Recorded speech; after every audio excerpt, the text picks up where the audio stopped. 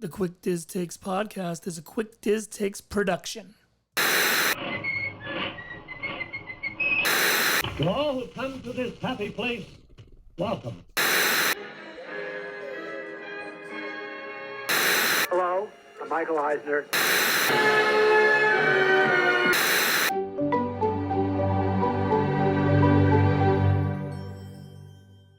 Oh boy.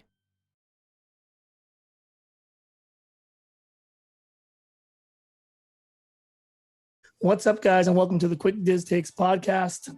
We have another special podcast today, continuing our Exploring Disney podcast series. Although our guest is not a regular podcaster, he has been on at least one other one I know of and will obviously be joining us today. He is a former cast member, an old friend of mine as well, and his mom had the opportunity to know and work for Walt Disney, which we'll talk about a little bit later. His name is Andy Mack. He is a professional voiceover actor as well. Did I say that right? Is that what you would consider yourself, Andy? That's the official title. Okay. And we will have Andy talk about a little bit about what he does and where you can find his work later on in the show.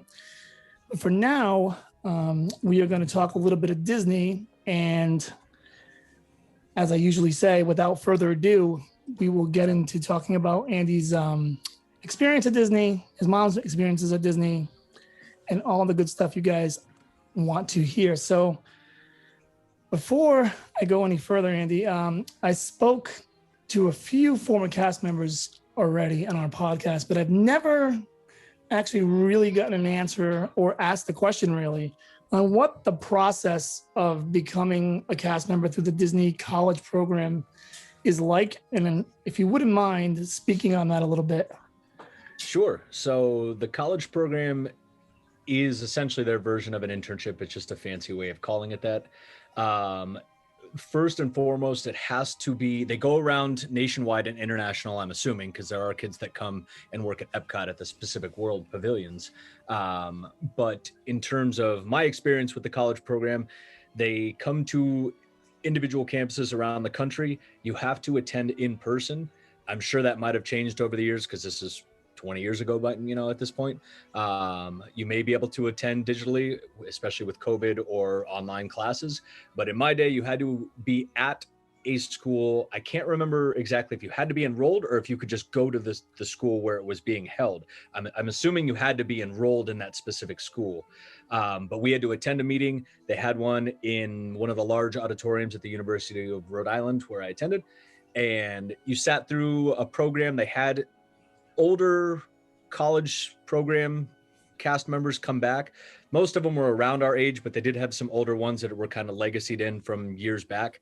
And they came and presented the program. It was a really fancy slideshow, but it was really well done. They had lots of questions. I think when I attended, there was quite a few people, probably upwards of 100, just because for the previous week, they had stapled giant Disney flyers all over the campus. So it was they knew what they were doing. It was a well-known thing to try and drum up interest in this. And so you had to go to the showcase that they had. It was, I want to say, about an hour. So it wasn't very long. And I remember being, blown away by it with my family history that we'll get to later. I've always been invested in the company. And so when I saw that coming, I immediately got excited and was like, this is a great opportunity. I know people that had worked at both parks previously and know what it was like, both as a cast member and as a guest. So I kind of jumped at the opportunity. Once the presentation is over, they pass around if I can remember correctly, they pass around almost like a sign-up sheet, and you put all your information in there, your email address, etc., what you would potentially want to do. And they kind of broke that down in the presentation about the various jobs, or at least what potentially the various jobs are, because there's millions of them. And then I remember doing a very simple, compared to today, a very simple kind of online application. And then once that went through, I had to meet with a representative of Disney. And this was all still at the URI campus. This was long before I even got to Disney. I had to meet with them for essentially what amounts to a job interview. And they went over the history, my history, what I would potentially want to do. They kind of gave us a few options. They mainly broke it down in general terms. So it was like, do you want to work in attractions? Do you want to work in hospitality? Do you want to work in the food industry, food service? It wasn't specific, do you want to work at, the Jungle Cruise? There was nothing specific that, because they didn't have the ability to promise you that kind of thing. So I remember I had wanted to work in attractions first, and then I believe guest relations, and then I can't remember the rest, but you broke it down into your 5 to 10 top choices, something like that. And I kind of thought nothing of it because I was a stupid college kid and went on with my life. And maybe about a month or two later, because this was in the fall, around September, because it was still nice out because people were still wearing shorts and shirts around campus. I remember getting a packet in the mail, and it was a giant thick packet with all the information saying essentially like a college. It was essentially like a college acceptance letter saying you've been selected to join the Disney community as part of the Disney college program. I still have it somewhere in the closet behind me. It's fantastic. And, much like getting into college, you're ecstatic. They are very coordinated with what they do, as you can probably guess from all of your experiences at Disney. And you are given a time when you leave. You are given what you need to bring, what not to bring. They are very specific about what it is they expect and what it is that you need to bring and what it is you need to do.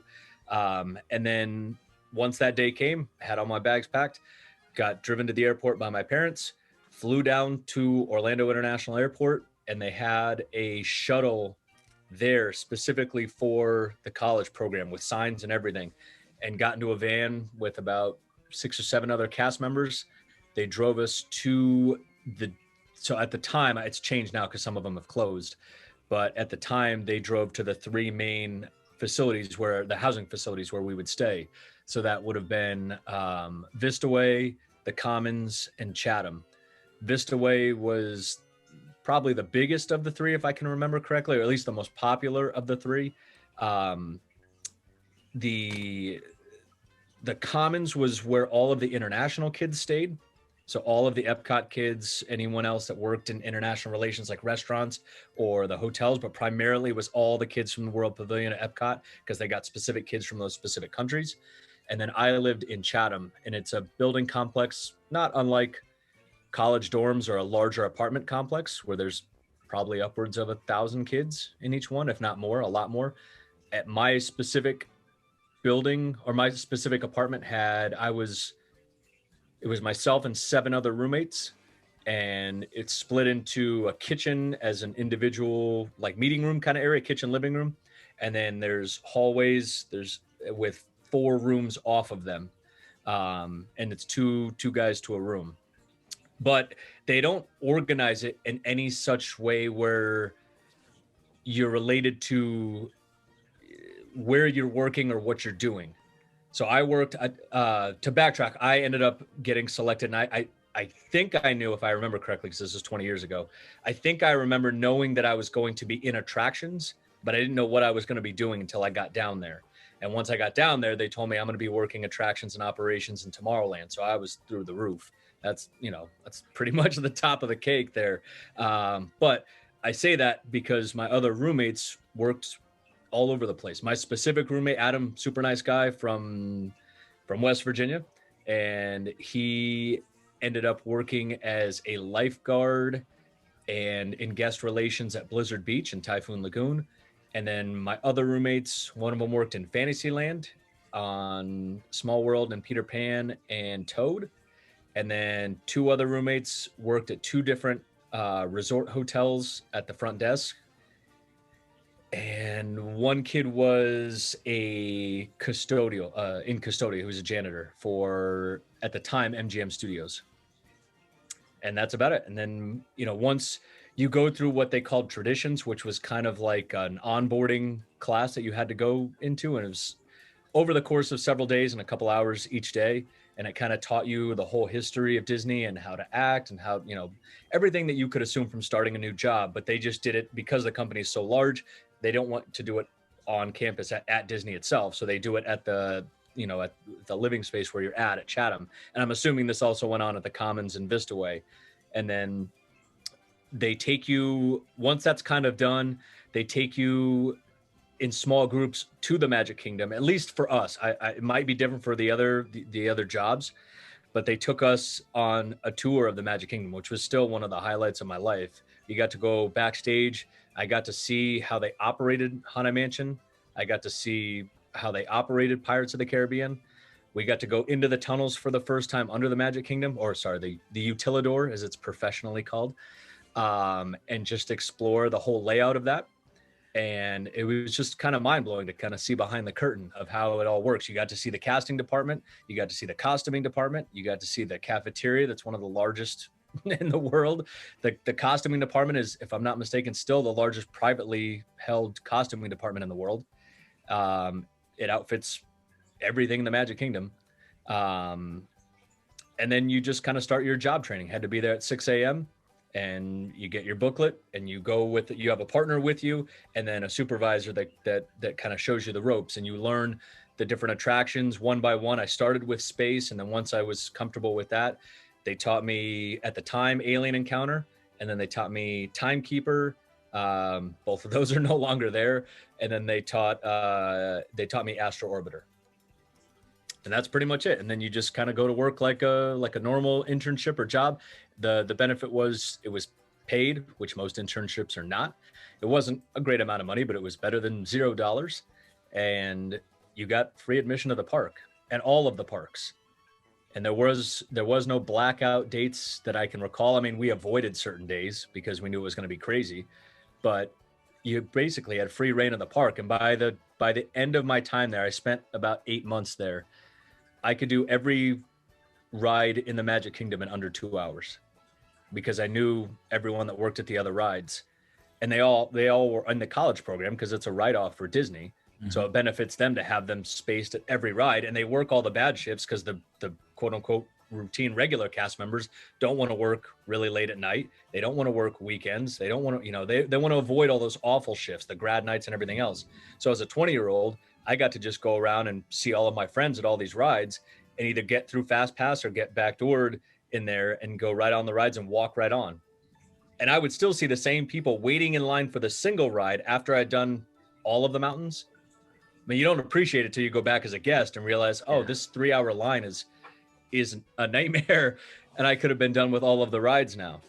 But yeah, it was awesome. Got to put it on a resume, and every job I've ever had since then has asked about it.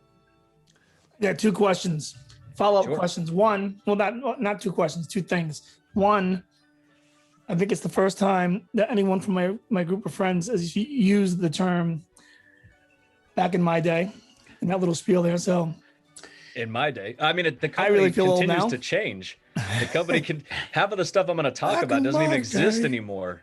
Back in my day, we had an alien encounter with a real alien. But half of the stuff I worked on is either fundamentally changed or doesn't exist anymore. Yep. I mean, I loved Alien Encounter. It was terrifying. The best. I got sick of cleaning up urine there because so many kids would lose their bowels and start crying. Johnny. But it was a great. Sorry. Did you ever get to be the real person up the top? I got to do that every shift. Oh, sweet. It's funny that you know that because most people don't know that's a real thing. Yeah, I remember that specifically. It's synced to the video footage that you're looking at. For those of you that haven't been on the ride, you would just kind of stare up at a screen while you were kind of locked in place. The alien would break out of the containment unit in the middle. It was intense. It was dark. It was loud. It was scary. The monster it's not for the faint of heart for little kids. As a parent myself, I probably would not have let anyone under the age of maybe 10 ride because it was really intense. But specifically to answer your question, Johnny, all of the Disney rides have different positions that you rotate around in. That specific position, I can't remember that. I think it was just called like catwalk or something like that. But you essentially had what amounts to a hockey helmet or a bicycle helmet with a flashlight on it.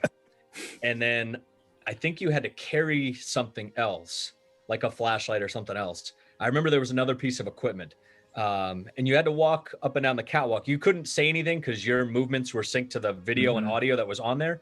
So the guests thought that you were the person they were seeing on the screen. But we literally got taught the movements that the character on screen does, so you could mimic it, and it's synced up to the audio and video. And so you would eventually just get killed, and you had to turn the light off and like duck real quick to simulate the engineer meeting his untimely demise. Yeah. Imagine a Disney attraction where a cast member is killed. That's amazing to me. And then you feel the you blood have fall you have on you. Mr. Toad and you go to hell. You get drunk true. and you go to hell. But I mean, that would never fly in today's. Yeah, and Toad's already got replaced in one park. I'm sure he's on the chopping block in the others, unfortunately, because I love that ride. Yeah, and the guy hanging in the haunted mansion is on debate now to be on its way out as well. That is true. And I believe that will probably happen at some point. Mm-hmm. I had a lot of kids as a guest going through that. You'd hear a lot of kids not understand what they were seeing because you're looking up at it. So it's hard to tell what's happening. And then you have this super awkward conversation where parents have to explain what's happening. And it's like that doesn't make it any better, because then it leads to simple kid questions like, well, why would he do that? Yeah. What is that? And you have to explain the concept of death. And then you get, why is the sky blue? And you get lost in that whole, maze of a black hole of questions and answers. But I agree with you. I think that idea of the hanging storyline is going to go the way of the dinosaur. I would assume they would keep Constance Hatchaway's plot because that's a little more diffuse. It's not as obvious. So they don't have to specifically say she's murdering people. You can it's just implied. Whereas the hanging man, it's pretty obvious. He's hanged, he's hanged, he's dead. So. Yeah, but it's like, I get it. And what you're saying is obviously is their train of thought, but isn't the whole idea of a haunted mansion in general just going to bring you down a rabbit hole trying to explain things to you? Like, these people there's 999 happy haunts. They all died somehow. I think it's just like, these are ghosts. This is what happens. That they just exist. They're here because they're in front of me. There's not the existential questioning of what happens to a soul. Why is there death? Why is this guy hanging from a rope above me? What is hanging above me? I had a lot of, as a guest, because I didn't work on it, but I knew plenty of cast members that did. So I would be in there all the time, especially when it was hot out, because it was air conditioned and in the shade and the line. And you just going through it multiple times, you'd hear little kids, what is that? Who is that? Half the time they didn't even know it was a person, because all you see is a kind of a swaying object. Yeah. Because it happens so fast, and with the lightning, you can't really tell what it is, especially looking up at it. You only have to get that perspective once you're old enough to understand what suicide is. And most 7 and 8 year olds don't really grasp or don't want to grasp that concept. But I get what you're saying, and I think I wouldn't be surprised, although I'd be sad to see it go, because it's just one more relic that gets changed. Classic. That's a but classic. It doesn't really have anything to do with the I would be more upset, I guess, if it had more to do with the story. The Haunted Mansion has evolved over time with so many different competing storylines and confusing storylines about what it started out as, what it eventually ended up being, what is happening in the attic, that I think people, for the most part, don't even know the storyline. Or even if they do, they know pieces of it. I still don't know the whole thing. I know pieces of it, but it almost doesn't matter. So you could take him out and it wouldn't change anything. Yeah. Well, imagine if they had a movie they made about it and they could really explain the storyline a lot better. I mean, I heard there's this guy, Eddie Murphy, that just made a sequel to a great movie. He'd be great in that role. Oh boy. Especially if he was a real estate agent. I mean, it just sells itself. But I did hear that they signed on to a script and they're going to be doing another one. Rumor has it. That, if it's the one that I'm thinking about, is it with Guillermo del Toro? No, that's been rumors for a long time. I was going to say that's the one that's been in rumor mill for 20 years now, which I would die to see. I read about another one that's not with Guillermo del Toro. I'll have to, if I find the article, if you can find it, let me know. That would be great. I mean, it's hard because that's a ride that shouldn't work. The effects are fantastic, but there's no story. It's bizarre that Disney made a ride where their whole idea and their whole fundamental process is story. And that's the only ride where you're like, I don't know what's happening. There's just ghosts. And Every scene is a disparate part that doesn't really go into the next scene, which is the antithesis of everything Disney does in terms of storytelling. It works because it's so visually ridiculous that it's amazing, and the music is great, the effects are great, but the story, it's almost laughable that it's made it this long. That it doesn't have a through line where you were like, oh, if you were to ask a little kid, what is the story behind this ride? I don't know.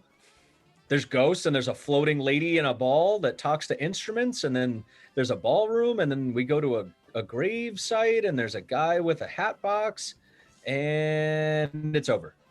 Yep. I think the general consensus for people is, in their own minds, is that we just went through a haunted house and saw various scenes from a haunted house, and that's that. But that Right? byline, if that's the elevator pitch, that wouldn't make it out the door with anything at Disney. No. Disney's like, okay, that's the foundation. Now, how do we make a story around? I mean, heck, they made a story around a log flume. That's not a thing that people do. And they were like, we can't just sit on our laurels with a log flume. How do we make a story so that this is better than just your average, carnival log flume?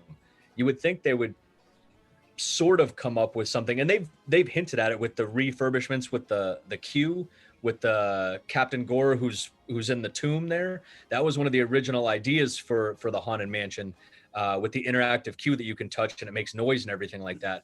That character was an original part of the Haunted Mansion storyline, but they went through so many iterations with, should it be a walkthrough, should it be guided? Like the Raven that you hear throughout there, he was supposed to be an original guide through it. Same with the cats that you see. And they couldn't really settle on an idea, and they were just like, screw it, throw the whole thing in there, let's just do it all. But there's no through line for a story, so it's kind of a bizarre anomaly in Disney that you have a ride that doesn't have a story. Yep. Every other ride at Disney has at least some semblance of a story. Yeah, and then I wonder if it has any. It must have a lot to do with, like you said early on, they didn't know what they wanted to do with it, and then pretty much half of it was kind of quirky, and the other half of it's a little more dark, and so they have that going on. Yeah, and the competing issues with Claude Coates and Raleigh Crump about, should this be scary, should this be whimsical? And then Mark Davis came on board and helped out with a lot of the artwork and style of it, and it shouldn't work. Frankly, saying it out loud, it sounds ridiculous. I'd be like, I don't want to go on that. That sounds dumb. But the effects that they pull off are so mind-boggling, and they're so simple. I've seen how they do it.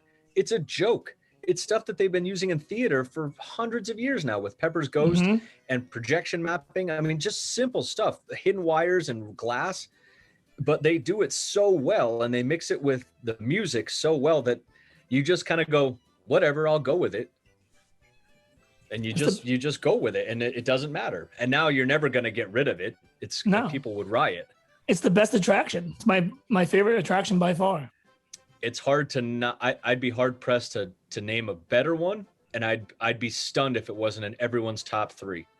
And I can tell you right now, from the interviews we've done so far, everyone has landed it. I think in the top 2 even. Yeah, it's the Pirates. That or Pirates Haunted Mansion debate. Yep.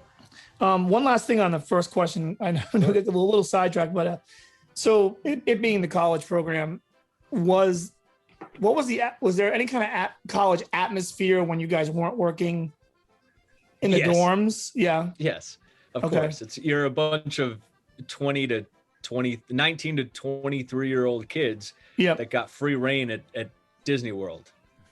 Could you get alcohol?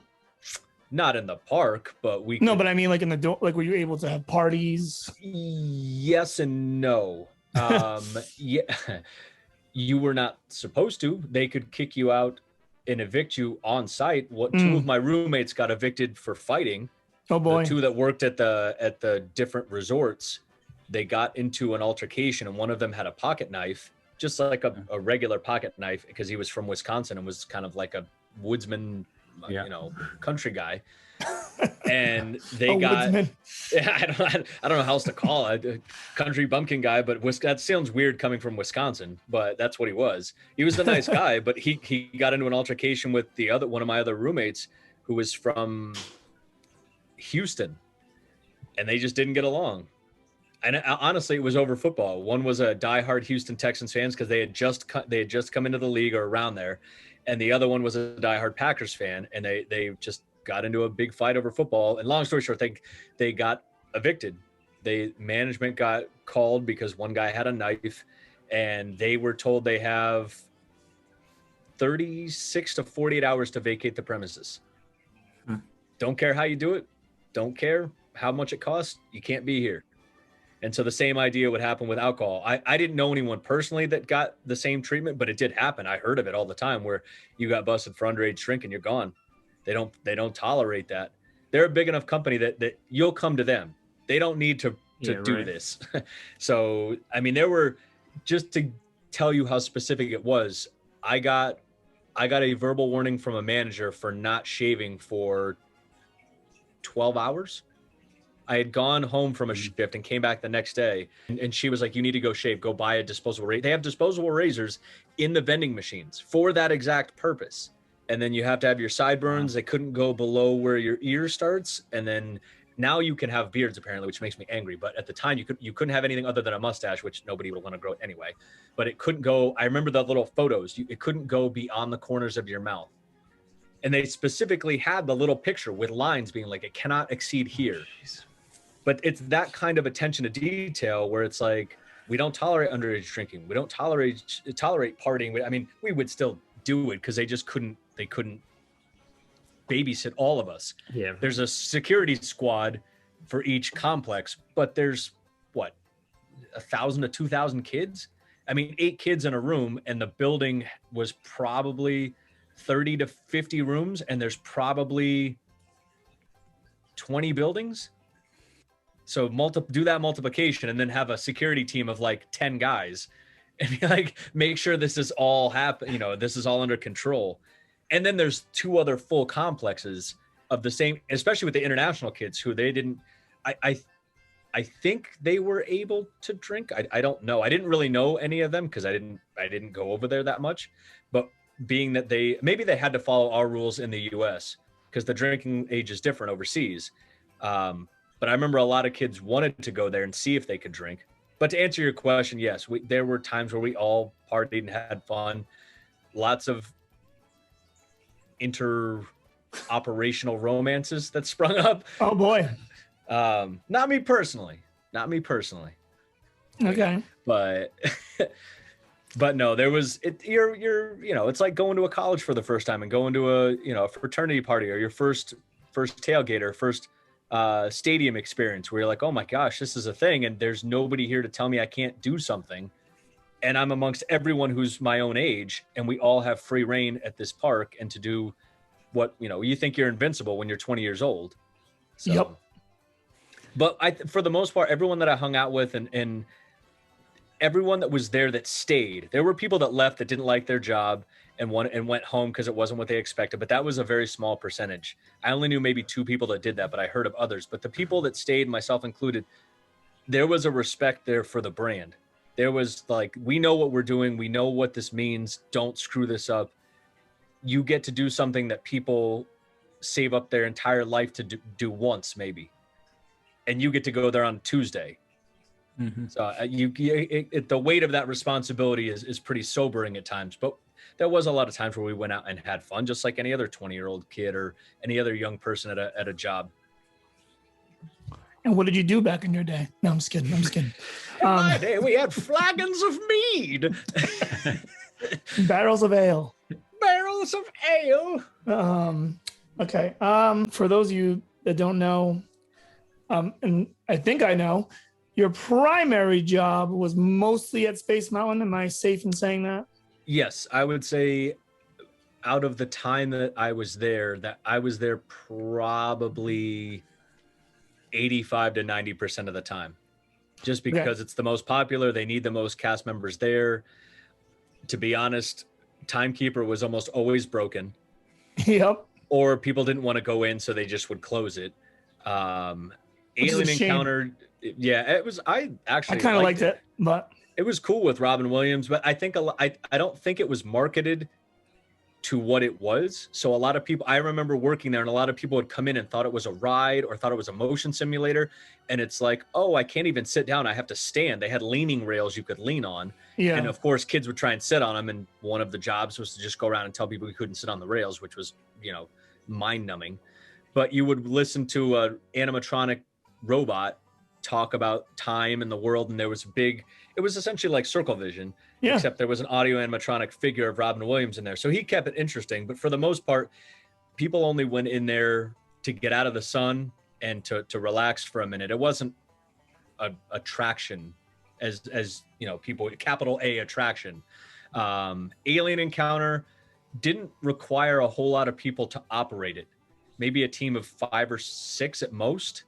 And even then, a lot of people didn't go in it, and it would flood in the rain. The entryway area would flood partially when it would rain, so it would close a lot to try and get people to get the water out, or it would flood with urine at the end. But space would require quite a shocking amount of people. I can't remember off the top of my head how many people were working at a given time, but we had a large amount of Tomorrowland would be either tied up in that or the Speedway. What was a day operating Space Mountain like? So it kind of depends on when your shift would start. If obviously opening is the opposite of closing, but there's a little bit of different duties involved in there. For opening, you would have to go in, depending on when the park opened. It would usually open around 7 or 8, depending on the days. So we would probably get there around 6, which, by the way, I didn't have a car, and a lot of us didn't have a car. So we had to take a bus from Chatham to Vistaway, because that's where the buses to all of the parks, that's where their hub was. They didn't come to your specific complex. So I had to take an inter-college dorm bus thing from Chatham to Vistaway. Then with the large group of all the other kids that were going to all the other parks and hotels or resorts and everything else, then you had to take a bus to the Magic Kingdom, and you had to take a tram around to the back of the Magic Kingdom to the entrance of the tunnels. And God forbid fireworks were happening, because that would pause everything, and you'd be stuck there for between 20 and 40 minutes for safety, because they shot them off behind the castle or behind the park. So you couldn't go in or out there. So you had to really plan ahead of when you had to be there for the bus. I mean, I had to leave a lot of times 2 hours before my shift, but I had nothing else going on, so it didn't really matter. But anyway, you get to the park about an hour or so before, if you're opening, an hour or so beforehand, go around to the back to the tunnels, go to costuming. You tell them what specific costume you need, what attraction you're working on. They have a little barcode scanner on each of the costumes. I actually have mine still in the closet, but don't tell anybody. I forgot it in my bag. And they would sign it out to you with a little barcode scanner similar to a grocery store. Go to your locker, whichever locker you could find that was open, just change, put your stuff in there, put the combination in, and then you would go around. You would follow the tunnels, because obviously, as you guys know, the utilidor tunnels are laid out exactly like the hub and spoke design of the Magic Kingdom itself. It's on the 2nd floor.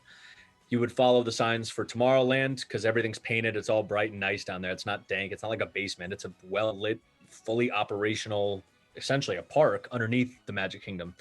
And so you would take the stairs up to Tomorrowland. So essentially you would come out in Tomorrowland, so that it stopped you from having to walk through other attractions in Main Street and what they call, quote unquote, breaking the scene. So when you get there, you go into the entrance tunnel. Obviously, Perfect. It's they call it the Star Corridor.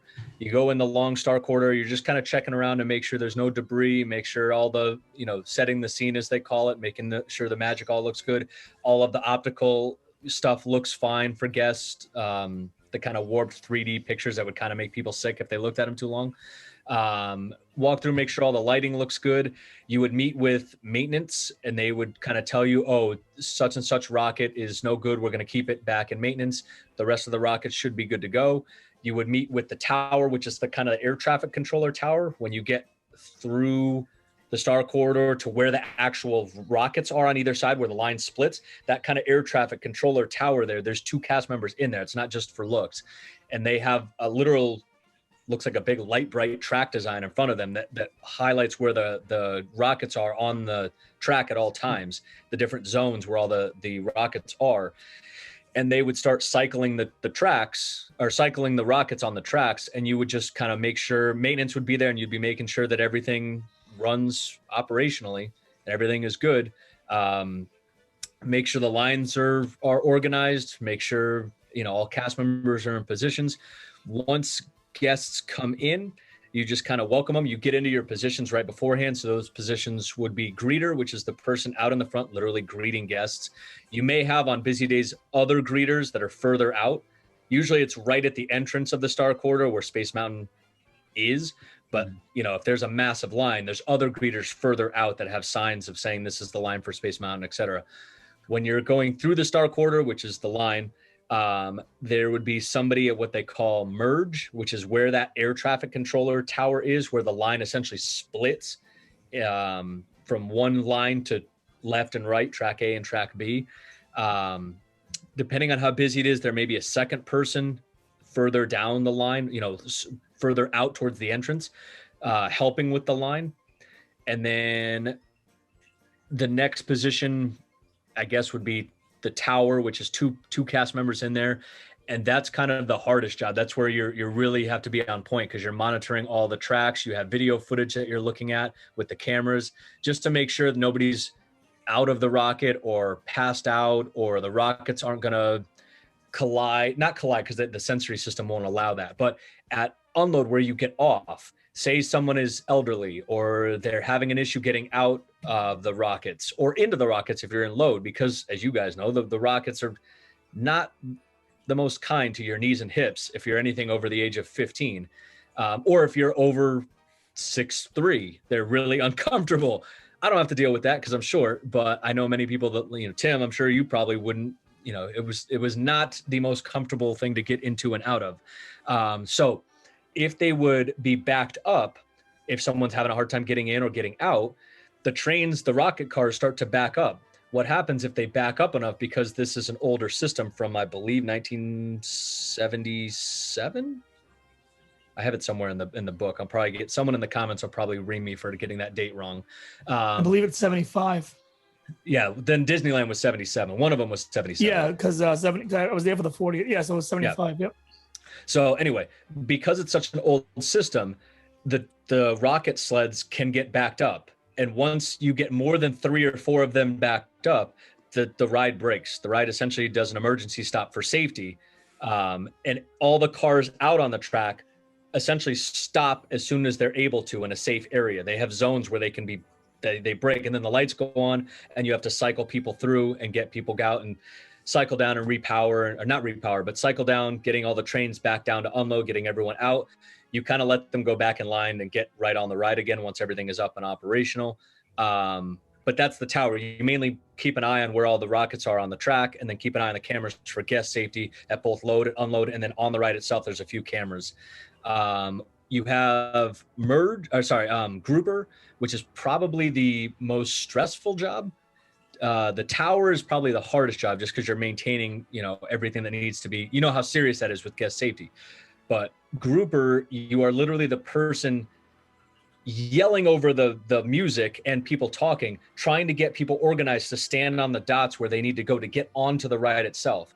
And because it's a toboggan style, at least at Disney World, Disneyland, you sit side by side. Disney World, you sit one behind the other, kind of like the Matterhorn, like a toboggan.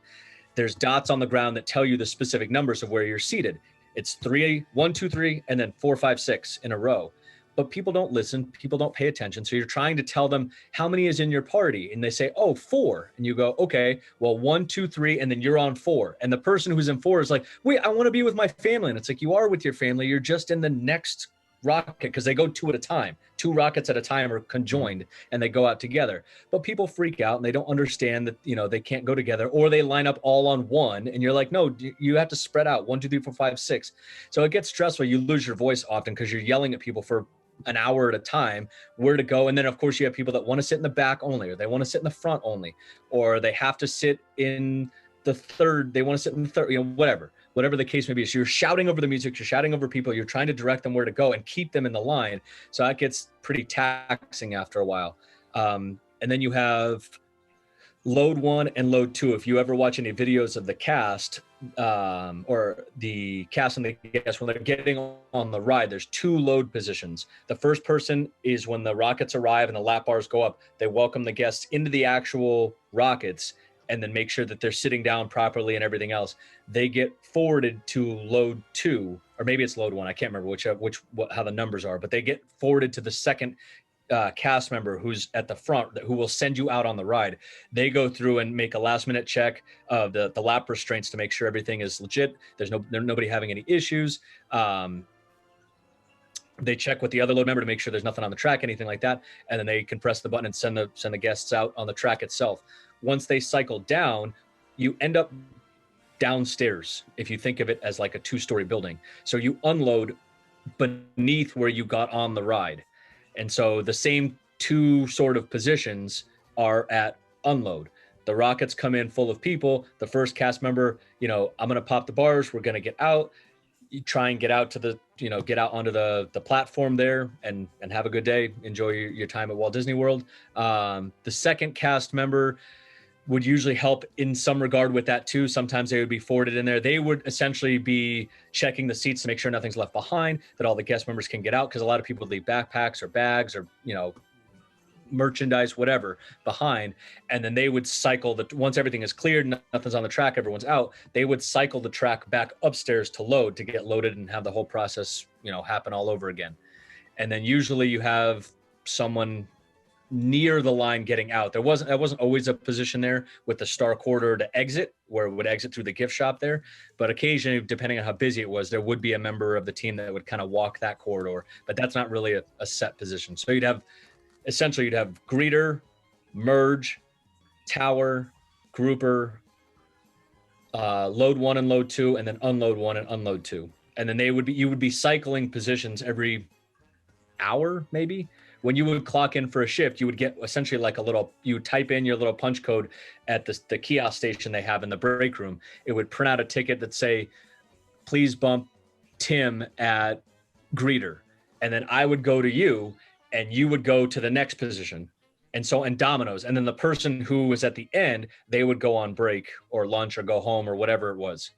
And then the next person to come back would get a ticket and they'd bump into somebody else who needed to go. Say it's Johnny, and Johnny gets a ticket and says, oh, please replace Andy at merge. And you would go replace me and bump me out, and I would go to the next position. And that's kind of how they do almost all of the rides there, at least in my time. Back in my day. For closing, it was a little bit different. It was all the same positions, except for greeter would get radioed from tower or from the lines. They would check kind of down the line, being like, okay, unload's clear, load is clear, a tower clear, merge clear, etc., all the way out to greeter. And greeter would get paged over the walkie-talkie, because you'd have a walkie-talkie there just for safety purposes to relay information.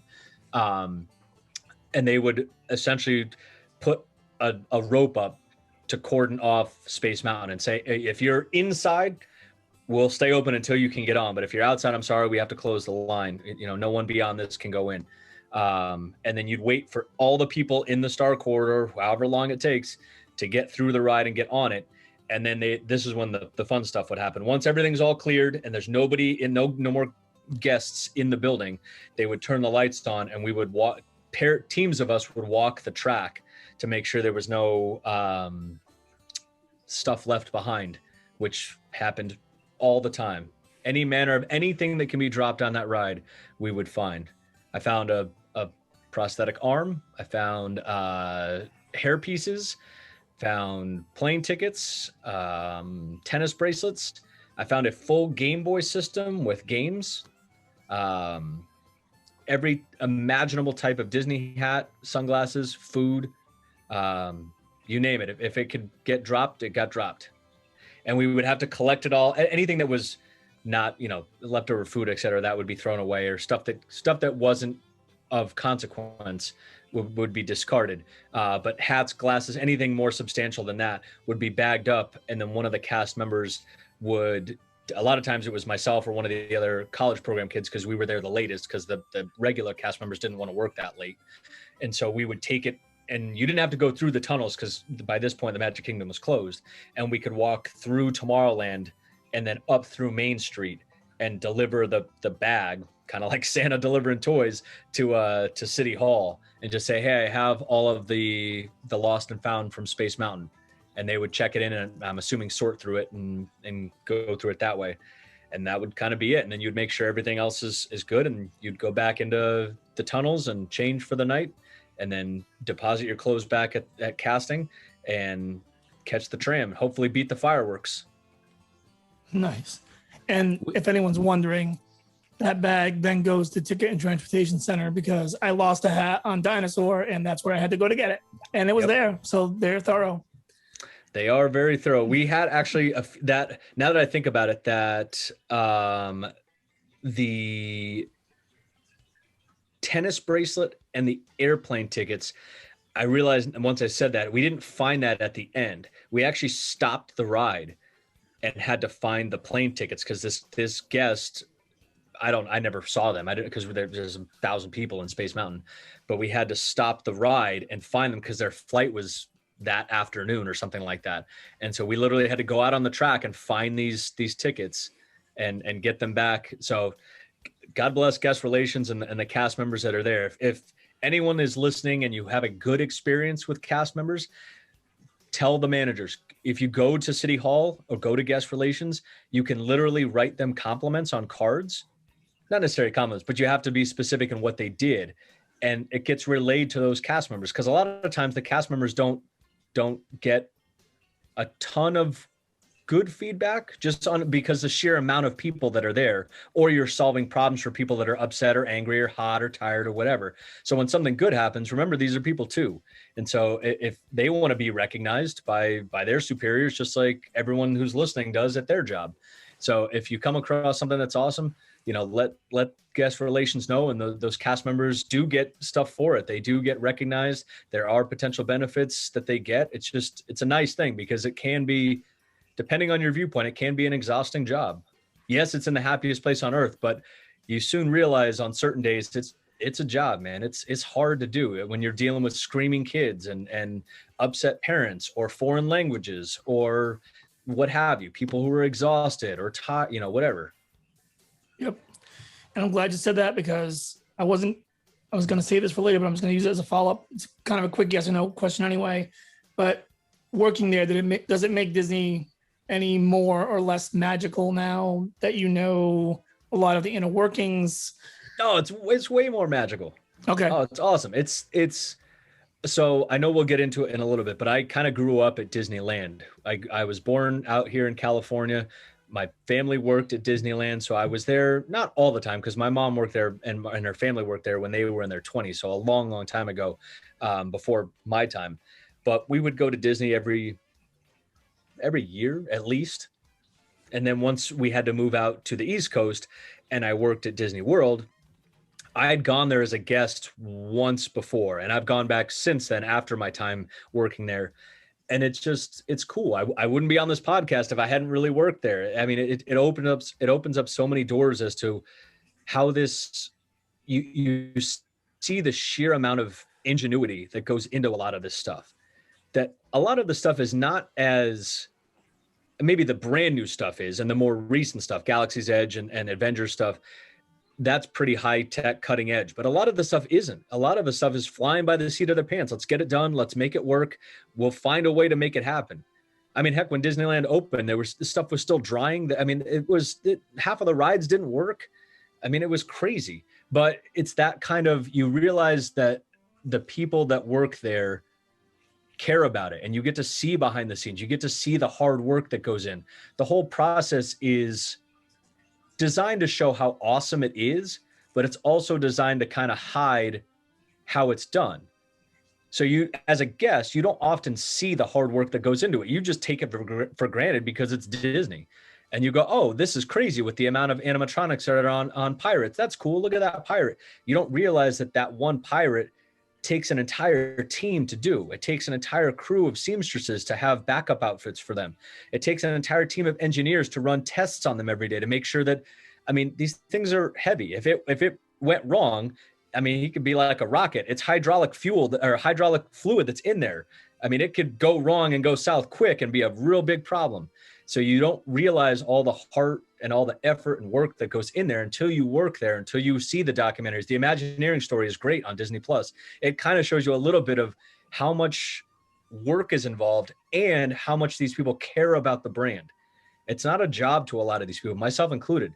I mean, we joke about Disney and how silly it can be and how the music can be annoying and how cheesy it can be at times. But we're having this podcast because we love this brand, because it means something to us. It means something to all of the people that listen, to all the people that work there, all the guests that come. It's that inclusivity, that storytelling that you only kind of really appreciate once you work there and see it. And obviously, to an extent, you do get the magic, quote unquote, ruined for a little bit, but in the best way possible. You get to see how things are done. I mean, are there times where there were times where I got to see, for example, one of the first times I went into the tunnel, when you first go in, the cafeteria is on your right and costuming is right near there. So a lot of times people are either getting ready to go on stage or getting off stage and changing out of their costumes. Well, you see a lot of the characters that are there in between their shifts or getting ready, and Snow White and the other face characters, the ones that don't have the big head pieces on or masks or whatever, they have their actual face showing. She was there with her wig on and her makeup on and her shoulder top costume on, but she had shorts on and was eating like a chicken Caesar salad and having a Coke. And it's just like, what, who is this? And she's just like, hi, Andy. And I'm like, oh, I can't remember her name now, but I was like, hey. And it's kind of alarming and weird to see Snow White in full makeup, not using her Snow White voice, drinking a Coke and eating a salad in shorts, but also half made up. Or you see the amount of the toll it takes on costumed characters, where they can only be out 5-10 minutes at a time at most in the summer, and they come down and they take off the headset or the bodysuit or whatever they're wearing, and I mean drenched, like almost at the point of exhaustion, where you're like, oh, they've timed this so these people don't like die of heat exhaustion when they're up there. But I say all that just to say, once you work there, you see engineering. The tunnels are constantly, they have the little Austin Powers kind of golf cart things that he gets stuck in the hallway.